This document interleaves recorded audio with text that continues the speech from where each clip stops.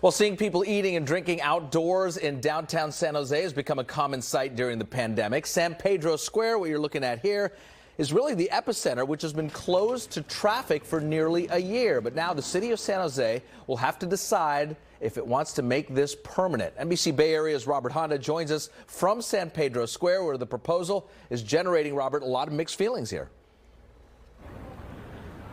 Well, that's right. This is a popular place in San Jose, but it was before the pandemic as well. So even though closing this street was a popular strategy during an emergency, it could be a different situation now that the crisis is fading. So, hey, is this going to last? It was a relief to the city of San Jose and business owners that closing part of San Pedro Street to allow for outdoor dining worked so well to keep businesses afloat during the pandemic. The emergency ordinance that allowed it doesn't run out until the end of the year, but downtown Councilman Raul Perales wants to extend the measure until March of next year to give the city time to make the closure permanent.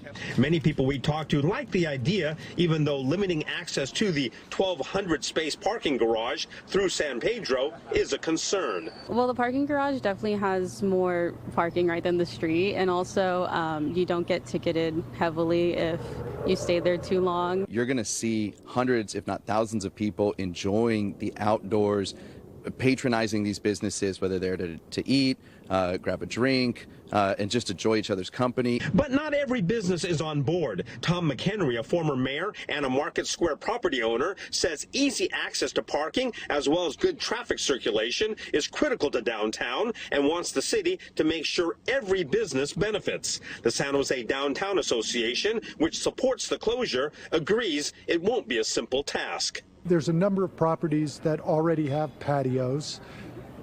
Because of the pandemic, because of different issues, they're not at full capacity now, and then to go out and expand their territory, we're trying to look a little bit longer term. At the end of the day, I recognize we may not get 100% of the businesses or the property owners on board.